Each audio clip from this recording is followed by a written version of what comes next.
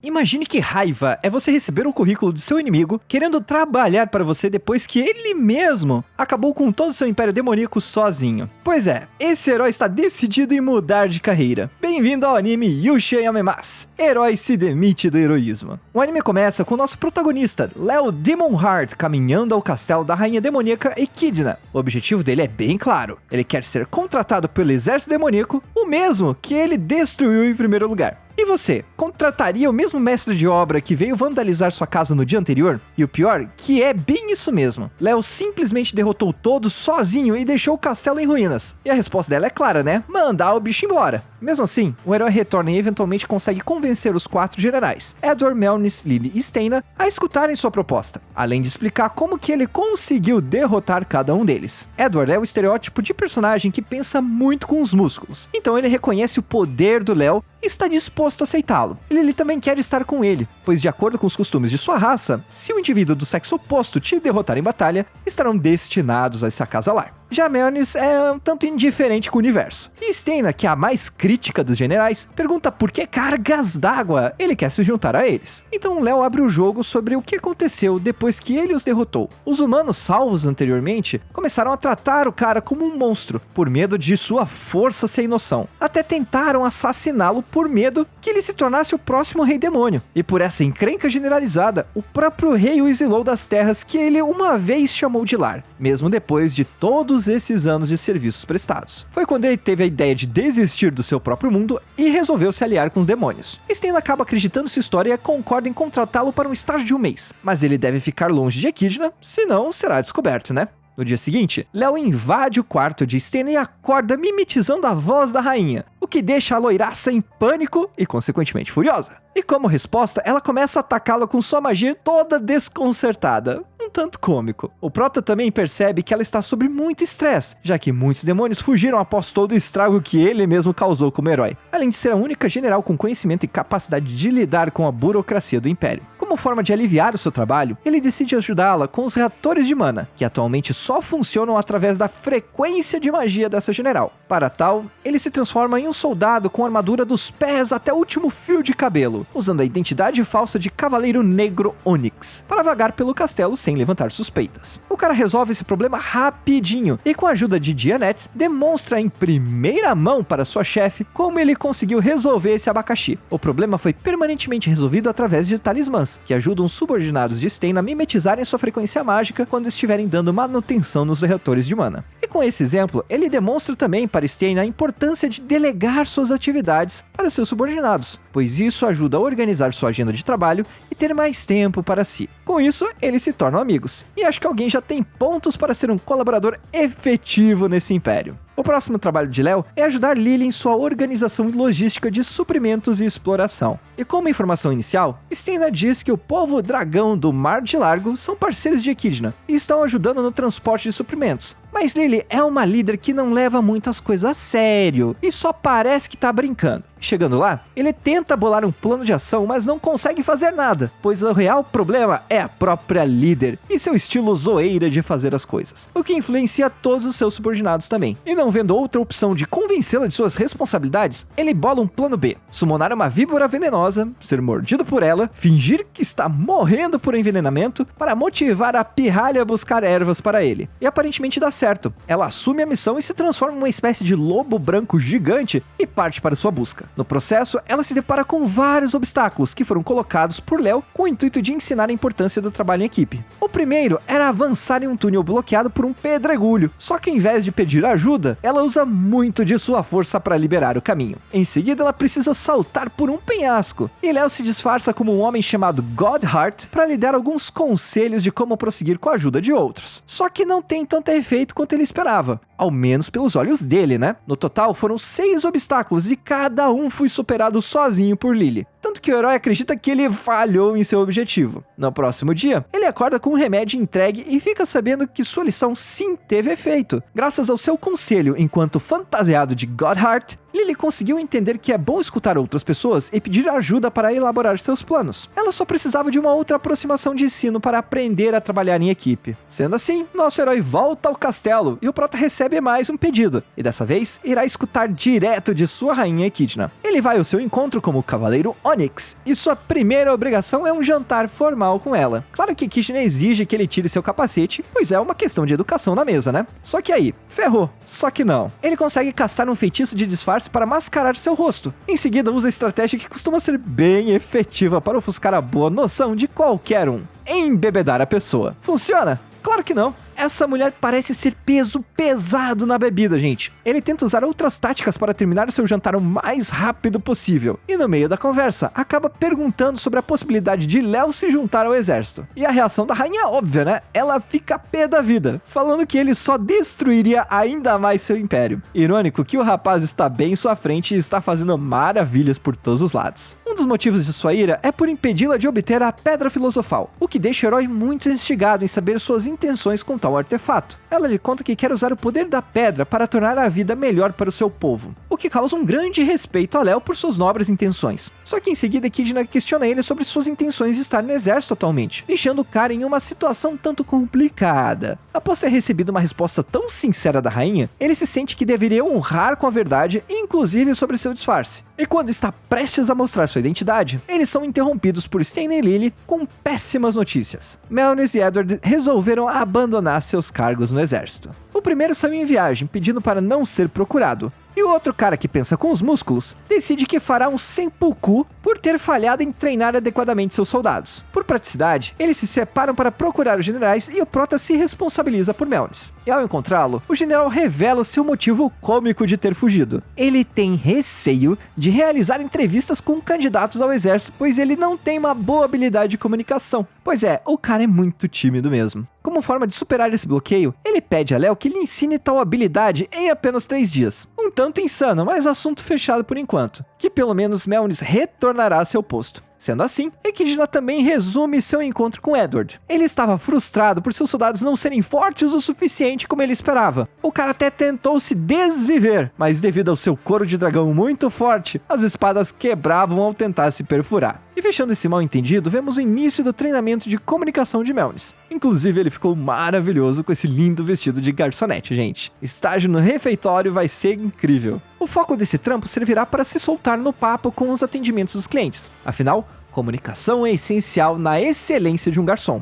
E enquanto trabalha, também recebe orientações e puxão de orelha de Léo. Mas o rapaz aprende rápido, e vemos isso durante o atendimento com um grupo de novos recrutas prepotentes. Seu atendimento é impecável, além de sua comunicação. Mas esses recrutas não sabem o seu lugar e resolvem assediá-lo, pensando que é apenas uma garçonete indefesa. Então imediatamente são postos nos lugares que merecem, de cara no chão. Após isso, Léo parabeniza seu progresso e partem para a segunda etapa do treinamento, uma entrevista simulada onde Melnis é o contratante. E sua primeira pergunta é: qual o verdadeiro motivo do prota querer se juntar ao exército demoníaco? Esse general é bem sábio, afinal ele tem plena ciência que se o herói realmente quisesse destruir a humanidade, ele poderia fazer isso tudo sozinho e com facilidade. Afinal, o próprio exército demoníaco foi solado por ele. E essa pergunta é justamente porque Melnis quer saber qual o sentimento de Léo após ser traído pelos humanos, pois ele também passou por dificuldades parecidas durante a infância. Aqui vemos que esse general, na verdade, tem sangue misto, sendo concebido de um relacionamento entre um humano e um demônio, e devido ao seu passado de escravidão, jurou acabar com a raça humana,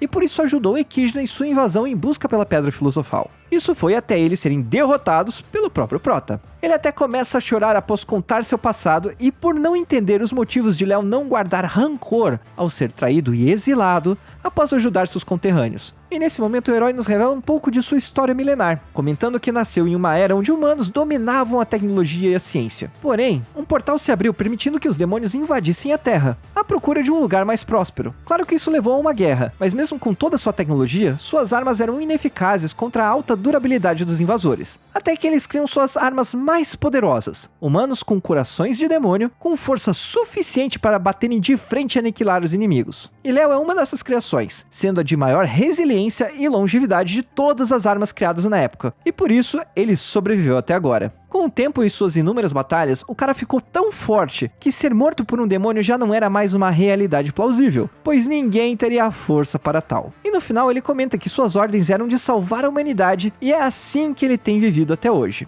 No entanto, após sua recente traição, finalmente ele se sentiu livre para largar o traje de herói e iniciar uma nova vida. Pela lógica, os humanos não precisariam mais dele. E é interessante que todo esse papo transparente deixa o protagonista bem aliviado. Ele sentiu que realmente precisava contar um pouco da sua história de vida para alguém. Só que esse alguém é um jovem general e fica chocado, pois acaba de saber que Léo tem milhares de anos. Com o fim da simulação de entrevista, nosso herói está satisfeito com o progresso de Mjolnir e finalmente vão dormir. No dia seguinte, é a vez de sabermos como está Edward. E sua filha Julieta relata que seu pai entrou nesse estado deprê após suas tropas terem sido detonadas por uma quimera. O general é muito cabeça dura e acredita que eles deveriam ser tão fortes e sábios em batalha quanto ele. E é claro que como ser forte como um dragão humanoide fosse plausível para todos, né? Mas beleza. Ele leva Lily e Julieta até um mecha modelo Phantom 9, que foi fabricado na Era das Máquinas, milênios atrás. O herói reativa o robô e ordena atacar as tropas de Edward. Só que essa antiguidade acaba sendo mais poderosa do que se esperava, além da sua eletrônica ter bugado com o tempo, perdendo seus limitadores de dano. E vendo seu poder de fogo, os soldados acabam fugindo por suas vidas, enquanto o general bate de frente com o mecha. Sua estratégia é bem simples, bater de frente com muita força. E diga-se de passagem, não funciona, e ele é quase fatiado ao meio. Então Léo e Julieta aparecem para ajudá-lo a derrotar o inimigo, dando-lhe algumas dicas sobre as fraquezas do robozão. E agora, conhecendo seus pontos fracos, ele consegue finalmente acabar com a máquina em uma estocada em seu peito. Essa luta serviu como uma lição para apontar a falta de conhecimento do general sobre alguns inimigos ainda no mundo, e escutar as opiniões dos seus próprios soldados. Uma lição que Edward havia esquecido. E são nesses momentos de aperto que eles devem trabalhar em conjunto, compartilhando seu conhecimento. O general finalmente compreende seus erros e pede desculpas à sua tropa por seu comportamento, prometendo se tornar um melhor comandante. No próximo dia, Senna comenta a Léo que ele será promovido para um papel de liderança. Ao mesmo tempo, também confessa que Mjolnir dividiu um pouco da sua história com os demais generais. Os quatro agora sabem que sua real intenção não é acabar com a humanidade, e o Prota confirma que revelará tudo na próxima reunião. Após se despedirem, o herói relembra da época que conheceu um cara chamado Abrad, um demônio sonhador que acabou se tornando uma lenda entre os demônios. Nesse flashback,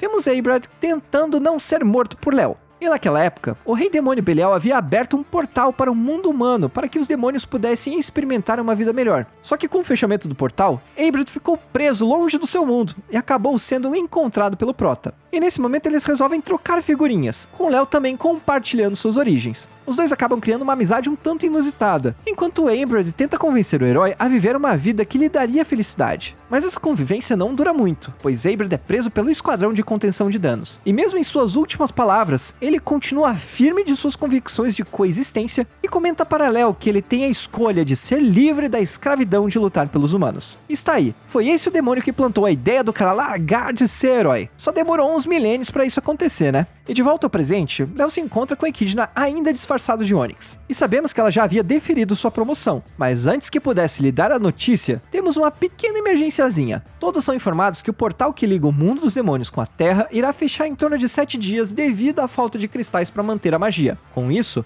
a rainha é pressionada em decidir recuar para sempre ou atacar com tudo para conquistar a Pedra Filosofal. E vendo sua líder dividida em sua escolha, Léo resolve agir revelando sua identidade. E é óbvio que Echidna tenta trucidar o garoto com suas magias de fogo, mas como vimos no início do anime, é como se tentasse queimar um super-homem com fósforo. Após a rainha se acalmar um pouquinho, ela escuta o que Léo tem a dizer. Ele comenta que existe uma segunda pedra filosofal que pode ser encontrada nas montanhas de Seichat. Independentemente do desentendimento dos dois, eles se unem após os 4 generais defenderem a aliança entre Echidna e Léo. E durante a travessia pelas montanhas, o Prota compartilha com a rainha como ela deve usar a Pedra Filosofal. Basicamente, ela precisará de uma cópia do manual do usuário que está nas mãos dos humanos. Ou seja, é obrigatório um processo de pacificação entre humanos e demônios para que eles possam usufruir dessa nova era. A não ser que eles queiram invadir de novo só para roubar o manual dessa vez, né? Só que eles não pensaram nessa possibilidade no anime, mas beleza. Com o tempo de caminhada, Léo compartilha um pouco mais sobre o seu passado de 3.000 anos. Ao mesmo tempo que também revela o seu receio que sua própria existência esteja impedindo a humanidade de evoluir.